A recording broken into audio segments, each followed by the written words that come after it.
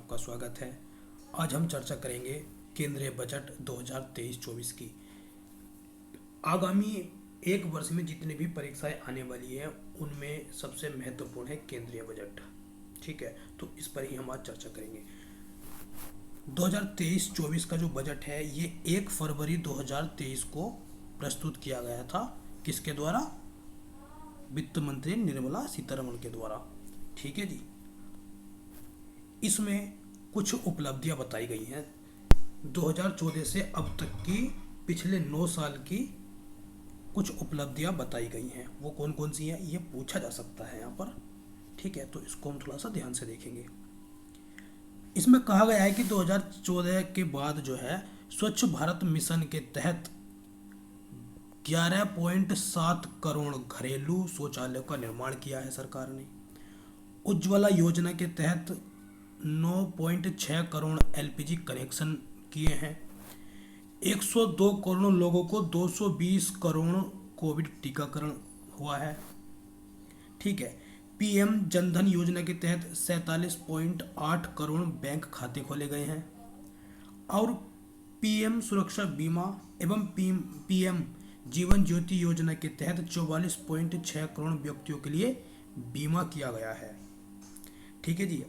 आगे इन्होंने कहा है पीएम किसान सम्मान निधि के तहत 11.4 करोड़ से अधिक किसानों को 2.2 लाख करोड़ रुपए का नकदी ट्रांसफर हुई है, यानी कि उनको सब्सिडी मिली है। और इन्होंने कहा है आगे कि प्रति व्यक्ति आय दुगनी से भी ज़्यादा होकर 1.97 लाख हो गई है। तो ये पिछले 9 साल की उपलब्धियां, यानी कि 2014 से अब तक की उपलब्धियां इस बजट में गिनवाई गई हैं। कुछ आंकड़े ये जो दिए गए हैं इनमें पूछा जा सकता है कुछ भी। ठीक है, तो इसको हम जरूर देख लेंगे। ठीक है, आगे देखते हैं। इसमें अमृतकाल के बारे में कहा गया है। ठीक है, देखिए भारत ये चल रहा है 2022 में भारत के आज़ादी के हो गए थे 75 साल, तो ठीक है था। और 2047 में हो जाएंगे 100 साल भारत की आज़ादी के। तो इसको अमृतकाल भारत एट 100 के रूप में माना गया है। ठीक है, तो ये अमृतकाल का पहला बजट है, इस बात को हम ध्यान रखेंगे। ठीक है, इसमें कहा है कि निम्नलिखित 4 मौके, अमृतकाल के लिए निम्नलिखित 4 मौके रूपांतरकारी हो सकते हैं। और ये 4 मौके कौन कौन से हैं? ये पहला है महिलाओं का आर्थिक सशक्तिकरण, दूसरा है पीएम विश्वकर्मा कौशल सम्मान, तीसरा है पर्यटन और चौथा है हरित विकास। ठीक है, तो ये जो पीएम विश्वकर्मा कौशल सम्मान है इसे हम शॉर्ट में कहते हैं पीएम विकास। तो इससे प्रश्न पूछा जा सकता है इस स्कीम से। तो ऐसा पूछा जा सकता है कि पीएम विश्वकर्मा कौशल सम्मान ये किसके लिए है, किसके लिए शुरू की गई है? तो ये है पारंपरिक कारीगरों और शिल्पकारों के लिए। ठीक है, इससे क्या है, जो वो कलाकृति और हस्तशिल्प बनाते हैं उसको मान्यता मिलेगी, उनको सब्सिडी भी उपलब्ध कराई जाएगी और इनके उत्पादों में जो है गुणवत्ता बढ़ेगी, बाजार तक पहुंच होगी और इनके उत्पाद जो है एमएसएमई वैल्यू चेन से भी जुड़ जाएंगे, एकीकृत हो जाएंगे। ठीक है, और इससे लाभ किस किस को होगा? इससे इस स्कीम से लाभ होगा अनुसूचित जाति, अनुसूचित जनजाति और पिछड़ा वर्गों को, महिलाओं को और कमज़ोर वर्गों के लोगों को फ़ायदा होगा इस स्कीम से। किस स्कीम से? पीएम विश्वकर्मा कौशल सम्मान, यानी कि पीएम विकास। ठीक है, तो 4 चीज़ें हमने देखी और आगे देखते हैं। देखिए इसमें सबसे ज़्यादा खर्च कहाँ पर हुआ है? देखिए कुल जो बजट था, अभी हम लास्ट में देखेंगे वैसे तो ये, लेकिन थोड़ा सा देखते हैं हम यहाँ पर। कुल बजट जो है ये है 45,03,097 करोड़ का कुल बजट है। 45,03,097 करोड़ रुपए का ये बजट है, यानी कि इतना पैसा सरकार खर्च करेगी। ठीक है, तो कहाँ कहाँ पर खर्च करेगी ये सबसे ज़्यादा खर्च करेगी ब्याज पर। इस बात का हमें ध्यान रखना, कहाँ पर खर्च करेगी सबसे ज़्यादा? ब्याज पर। ब्याज पर कितना रुपया खर्च होगा? 10 लाख 79,971 करोड़ रुपए ये खर्च होंगे ब्याज पर। फिर उसके बाद खर्च होगा सबसे ज़्यादा परिवहन पर 5,17,034। फिर उसके बाद होगा रक्षा पर 4,32,720। तो ये पूछा जा सकता है, ठीक है। तो सबसे ज़्यादा ब्याज पर, उसके बाद परिवहन पर, फिर रक्षा पर। सब्सिडी कितनी दी जाएगी? एक सब्सिडी पर खर्च किया जाएगा 3,74,707 करोड़ रुपए, ठीक है। तो इसमें कुछ चीज़ें हैं कि पूछ लेते हैं कि भाई शिक्षा पर कितना खर्च किया गया, स्वास्थ्य पर कितना खर्च किया गया। शिक्षा का हम देख लेते हैं। यहाँ पर शिक्षा पर खर्च किया गया है 1,12,899 करोड़ रुपए, और स्वास्थ्य पर जो खर्च किया गया है वो 88,956 करोड़ रुपए खर्च किए गए हैं, ठीक है जी। देखिए, इस बजट में 7 प्राथमिकताएं बताई गई है जिन्हें सप्तऋषि कहा गया है, ठीक है। और ये 7 कौन कौन सी हैं, ये परीक्षा में पूछी जा सकती है। आपको 4 विकल्प इनमें से दे दिया जाएगा, कुछ अलग दे दिया जाएगा एक, और वहीं से पूछा जा सकता है। तो 7 प्राथमिकताएं जो हैं, पहली है समावेशी विकास, दूसरा है अंतिम व्यक्ति तक पहुंचना, अवसंरचना एवं निवेश, सक्षमता को सामने लाना, हरित विकास, युवा शक्ति और वित्तीय क्षेत्र, ठीक है। तो ये 7 प्राथमिकताएं हैं, इनको हम जरूर याद कर लेंगे और इनको एक एक करके हम आगे देखेंगे, ठीक है, डिटेल में। और रही बात, अभी हम जो कुछ आंकड़े बचे हैं उनको हम अभी बाद में देखते हैं। तो हमारी पहली प्राथमिकता है समावेशी विकास। इसको देखते हैं। इसमें कहा गया है कि कृषि के लिए एक डिजिटल पब्लिक इंफ्रास्ट्रक्चर का निर्माण किया जाएगा, ठीक है। आगे देखते हैं। और इसमें कहा गया है कि एक कृषि वर्धक निधि यानी कि एग्रीकल्चर एक्सीलरेटर फंड स्थापित किया जाएगा। किसके लिए? युवा उद्यमी ग्रामीण क्षेत्रों में एग्री स्टार्टअप्स खोल सके, इसके लिए, ठीक है। अब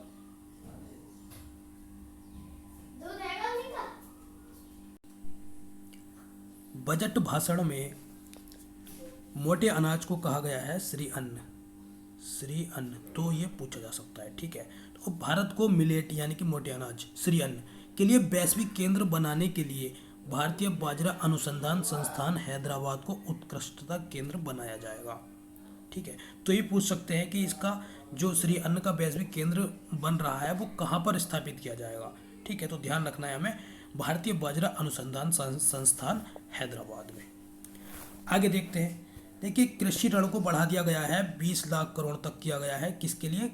पशुपालन, डेयरी तथा मत्स्य पालन पर ध्यान केंद्रित करने के लिए, ठीक है जी। देखिए, 2014 से अब तक 157 मेडिकल कॉलेज की स्थापना की गई, तो और इनके साथ साथ में 157 नर्सिंग कॉलेज भी स्थापित किए जाएंगे, ठीक है जी।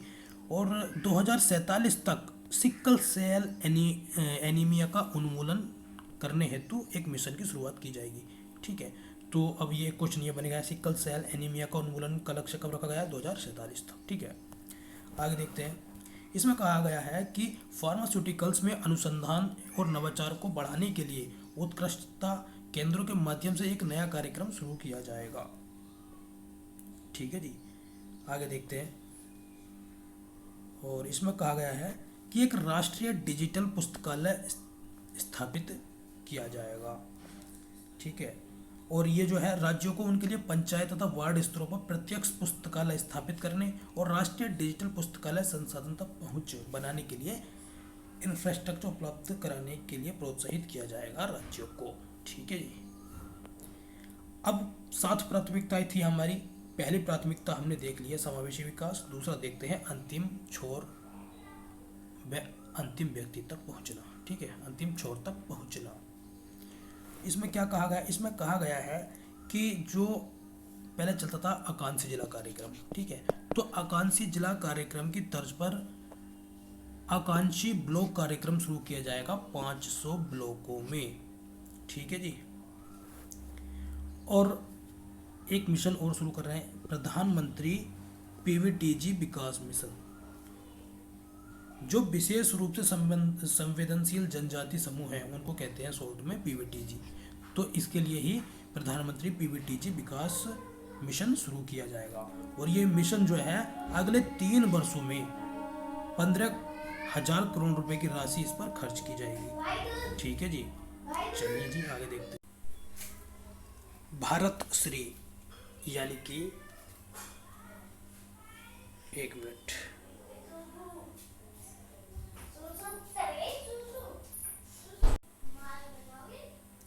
भारत श्री यानी कि भारत साझा पुरालेख निधान एक डिजिटल पुरालेख संग्रहालय है और इसमें सबसे पहले 1 लाख प्राचीन पुरालेखों का डिजिटलीकरण किया जाएगा। तो ध्यान रखना भारत श्री क्या है। ठीक है, अब प्राथमिकता 3 आती है हमारी, अवसंरचना और निवेश। देखिए, पूंजीगत निवेश में 33% की वृद्धि के साथ अब ये हो चुका है 10 लाख करोड़ रुपए का, जो कि जीडीपी का 3.3% है। ठीक है जी। और इसमें कहा गया है क्या, इसमें ये कहा गया है कि रेलवे के पूंजीगत बजट में, ठीक है, 2.4 लाख करोड़ रुपए का प्रावधान किया गया है, जो कि 2013-14 से 9 गुना ज़्यादा है। लॉजिस्टिक्स की हम बात करें तो 100 महत्वपूर्ण अवसंरचना परियोजनाओं की पहचान की गई है। इससे पत्तनों, कोयला, इस्पात, उर्वरक और खाद्यान्न क्षेत्रों के लिए शुरू से लेकर अंत तक संपर्क साधने में सहायता मिलेगी और इसके लिए 75,000 करोड़ रुपए का निवेश किया जाएगा। और इसमें 75,000 करोड़ में से 15,000 करोड़ जो हैं वो निजी क्षेत्रों से इकट्ठे किए जाएंगे। शहरी अवसंरचना विकास निधि, इसका प्रबंधन किया जाएगा एनएचबी यानी कि राष्ट्रीय आवास बैंक द्वारा, और इसका उपयोग टियर 2 और टियर 3 जो शहर हैं उनके शहरी अवसंरचना हेतु किया जाएगा। सार्वजनिक एजेंसियों द्वारा किया जाएगा। ठीक है, और इसके लिए 10,000 करोड़ रुपए प्रतिवर्ष उपलब्ध कराए जाएंगे। हमारा चौथी प्राथमिकता है सक्षमता को सामने लाना। इसके लिए मिशन कर्मयोगी के अंतर्गत केंद्र, राज्य और संघ राज्य क्षेत्र सिविल सेवकों की क्षमता निर्माण करने के लिए योजनाएं क्रियान्वित कर रहे हैं। और एक प्लेटफॉर्म लॉन्च किया गया है आईकोट कर्मयोगी। इससे क्या होगा, ये है एकीकृत ऑनलाइन प्रशिक्षण कार्यक्रम। ठीक है, आईकोट कर्मयोगी। एक जन विश्वास विधेयक लाया जाएगा जो कि 42 केंद्रीय अधिनियमों में संशोधन करेगा। इससे विश्वास आधारित शासन को बढ़ावा देने में मदद मिलेगी। कृत्रिम बुद्धिमत्ता के लिए उत्कृष्टता केंद्र स्थापित किए जाएंगे। ठीक है, तीन उत्कृष्टता केंद्र स्थापित किए जाएंगे कृत्रिम बुद्धिमत्ता के लिए, और ये शीर्ष शैक्षिक संस्थानों जैसे कि आईआईटी वगैरह में ये स्थापित किए जाएंगे। ठीक है जी। राष्ट्रीय डेटा शासन नीति लाई जाएगी और ई न्यायालय परियोजना का चरण 3 शुरू किया जाएगा 7,000 करोड़ रुपए के परिव्यय के साथ में। हमारा 5वां प्राथमिकता है हरित विकास। हरित विकास के बारे में अभी हम देखते हैं यहाँ पर। ठीक है, एक जीवन शैली से संबंधित एक संकल्पना प्रस्तुत की गई जिसे लाइफ नाम दिया गया है। इसमें क्या है कि प्रधानमंत्री ने पर्यावरण के प्रति सजग जीवन शैली अपनाने के लिए लाइफ नामक एक कार्यक्रम की संकल्पना प्रस्तुत की है। ठीक है, हरित विकास को बढ़ावा देने के लिए 2070 तक भारत ने जो है पंचामृत यानी कि निवल शून्य कार्बन उत्सर्जन की ओर बढ़ने के लिए एक संकल्प प्रस्तुत किया है। अब आगे देखते हैं हरित हाइड्रोजन मिशन। 19,700 करोड़ रुपए के परिव्यय के साथ में हरित हाइड्रोजन मिशन शुरू किया जाएगा। इससे क्या होगा, जीवाश्म ईंधन के आयात पर निर्भरता कम होगी। ठीक है, और भारत एक ऊर्जा स्वतंत्र राष्ट्र बनने की ओर अग्रसर होगा। इसमें 2030 तक 5 MMT वार्षिक उत्पादन का लक्ष्य रखा गया हाइड्रोजन का। ठीक है, हरित ऋण कार्यक्रम शुरू किया जाएगा पर्यावरण संरक्षण अधिनियम के तहत। पीएम प्रणाम है। ठीक है, पीएम प्रणाम योजना शुरू की जाएगी रासायनिक उर्वरकों के संतुलित उपयोग करने के लिए, और इसका जो वैकल्पिक उर्वरक है यानी कि जो प्राकृतिक उर्वरक है उसको उपयोग बढ़ाने के लिए। ठीक है, गोवर्धन स्कीम की बात करें हम, गोवर्धन स्कीम के अंतर्गत 500 नए अपशिष्ट से आमदनी संयंत्र स्थापित किए जाएंगे। प्राकृतिक खेती की बात हम करें, प्राकृतिक खेती को बढ़ावा देने के लिए एक लक्ष्य रखा गया है कि 3 वर्षों में, अगले 3 वर्षों में 1 करोड़ किसानों को प्राकृतिक खेती अपनाने के लिए प्रोत्साहित किया जाएगा। ठीक है। और जो सूक्ष्म उर्वरक और कीटनाशक हैं उसमें 10,000 बायो इनपुट रिसोर्स केंद्र स्थापित किए जाएंगे। एक मिष्टी योजना शुरू की गई, यह भी महत्वपूर्ण है। ये मैंग्रोव के जो पेड़ पौधे होते हैं उनको लगाने के लिए इसकी शुरुआत की गई है। इससे क्या होगा, तटीय पर्यावास अच्छा होगा और एक आमदनी बढ़ेगी। ठीक है। तो मिष्टी कार्यक्रम किसके लिए है, मैंग्रोव संरक्षण के लिए, मैंग्रोव को उगाने के लिए। हमारा छठी जो प्राथमिकता है वो है युवा शक्ति। प्रधानमंत्री कौशल विकास योजना 4.0 शुरू की जाएगी और इसमें कुछ नए पाठ्यक्रमों को शामिल किया गया है, जैसे कि कोडिंग है, AI, robotics, mechatronics, IoT, 3D printing, drone, soft skills इत्यादि। ठीक है। और इसके लिए अलग अलग राज्यों में 30 स्किल इंडिया इंटरनेशनल सेंटर स्थापित किए जाएंगे। और एक कार्यक्रम है अखिल भारतीय राष्ट्रीय प्रशिक्षुता प्रोत्साहन योजना। इसके अंतर्गत जो है 3 वर्षों में 47 लाख युवाओं को आजीविका के लिए डायरेक्ट बेनिफिट ट्रांसफर किया जाएगा। हमारा लास्ट प्राथमिकता है, 7 प्राथमिकताएं थी ना, तो ये लास्ट है हमारी 7वीं वित्तीय क्षेत्र। ठीक है जी। तो इसके लिए क्या है यहाँ पर, इसके लिए है कि देखिए 2022 में डिजिटल लेन देन में 76%, ठीक है, डिजिटल लेन देन में 76% की बढ़ोतरी हुई है और मूल्य के हिसाब से 91% की वृद्धि हुई है। ठीक है जी। और हम अगर यहाँ पर देखें तो एमएसएमई के लिए क्रेडिट गारंटी योजना जो है वो 9,000 करोड़ रुपए की नई योजना है और ये 1 अप्रैल 2023 से शुरू की जाएगी। और राष्ट्रीय वित्तीय सूचना रजिस्ट्री की स्थापना की जाएगी जिससे कि ऋण का कुशल प्रवाह हो सके, वित्तीय समावेशन को बढ़ावा मिले और आर्थिक स्थिरता सुनिश्चित हो। इसके लिए राष्ट्रीय वित्तीय सूचना रजिस्ट्री की स्थापना की जाएगी। केंद्रीय डेटा प्रोसेसिंग केंद्र की स्थापना की जाएगी। ठीक है। चलिए जी आगे देखते हैं। देखिए आज़ादी का अमृत महोत्सव महिला सम्मान बचत पत्र, ये मार्च 2025 तक शुरू किया गया है, 2 वर्ष की अवधि के लिए। ठीक है। और ये एक अल्पकालिक यानी कि 2 साल की लघु बचत योजना है। और इसमें क्या होगा, इसमें महिलाओं या बालिकाओं के नाम पर आंशिक आहरण विकल्प होगा और 2 वर्षों के लिए 7.5% की नियत ब्याज दर पर 2 लाख रुपए तक की जमा सुविधा दी जाएगी। और एक नया शुरू किया गया है यहाँ पर वरिष्ठ नागरिक बचत योजना। इसके लिए अधिकतम जमा राशि जो 15 लाख रुपए थी उसको बढ़ाकर 30 लाख रुपए कर दिया गया है। ठीक है जी। अब कुछ यहाँ पर बताया गया है कि देखिए राज्यों को 50 साल के लिए ब्याज मुक्त ऋण प्रदान किया जाएगा। ठीक है। अब ये भी इम्पोर्टेंट है कि देखिए राज्यों को जीएसडीपी की 3.5% राजकोषीय घाटे की अनुमति है और इसमें से 3.5 में से 0.5 जो है वो बिजली सुधार में खर्च किया जा सकता है। ठीक है जी। ये महत्वपूर्ण है। आगे देखते हैं। देखिए 2022-23 का जो राजकोषीय घाटे का अनुमान था वो था 6.4%, 6.4% 2022-23 के लिए संशोधित अनुमान कितना था 6.4%। और 2023-24 के लिए जो अनुमान लगाया गया है वो है 5.9%। ठीक है, जो कि ज़्यादा है। तो इसको कम करने का लक्ष्य रखा गया है 2025-26 तक 4.5% से कम करने का लक्ष्य रखा गया है। ठीक है।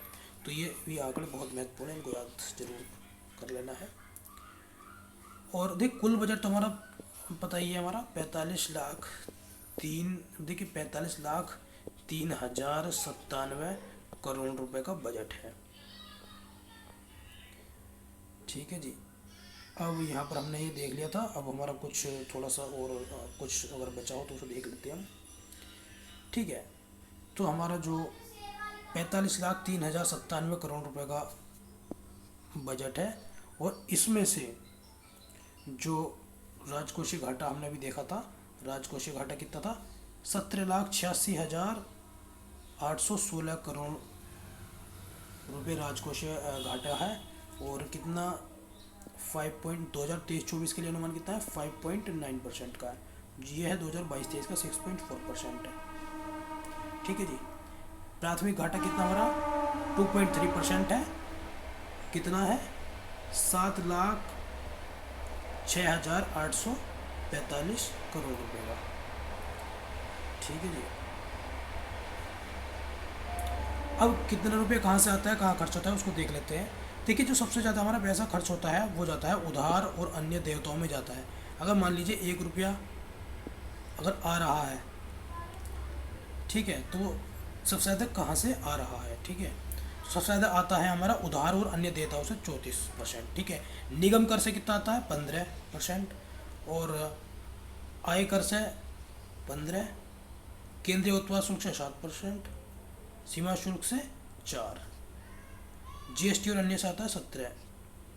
और रुपये जाता कहाँ खर्च कहाँ होता है, तो सबसे ज़्यादा खर्च होता है हमारा ब्याज अदायगी में। अगर 1 रुपया आ रहा है तो 20 पैसे खर्च हो रहे हैं हमारे, यानी कि 1 रुपया अगर हमारा जा रहा है तो 20 पैसे खर्च हो रहे हैं हमारे ब्याज अदायगी में। फिर केंद्र क्षेत्र की योजनाओं में खर्च हो रहा है 17। केंद्र प्रायोजित जो योजनाएं होती हैं 9। करों और शुल्कों में राज्यों का हिस्सा जो देना पड़ता है वो 18 पैसे। ठीक है, तो इस तरीके से यहाँ पर ये चीज़ें हैं। अब कुछ कर की नई दरें भी लॉन्च की गई हैं। 0 से 3 लाख रुपए तक कोई कर की दर नहीं लगेगी। 3 से 6 लाख तक 5% है, 6 से 9 तक 10% है, 9 से 12 तक 15 है, और 12 से 15 लाख तक है 20%, और 15 लाख से ऊपर का लगेगा 30% का टैक्स। ठीक है जी। तो ये हमारा बजट था, हमने सब कंप्लीट कर लिया है, तो इसको हम यहाँ पर देख लेते हैं। ठीक है जी। तो ध्यान रखना है हमको, 4 मौके रूपांतरकारी हो सकते हैं अमृतकाल के लिए। सप्तऋषि जो है ये हमारी 7 प्राथमिकताएं हैं जिन पर ध्यान केंद्रित किया गया है। और ये जो कुछ उपलब्धियाँ गिनवाई थी ये भी महत्वपूर्ण है, इनको भी थोड़ा ध्यान देना है। ठीक है, तो कोई भी परीक्षा हो ये सबसे ज़्यादा महत्वपूर्ण प्रश्न पूछा ही जाता है, तो इसको हम जरूर याद कर लेंगे। धन्यवाद। चैनल को सब्सक्राइब कर दें, वीडियो को लाइक कर दें और शेयर भी कर सकते हैं। धन्यवाद।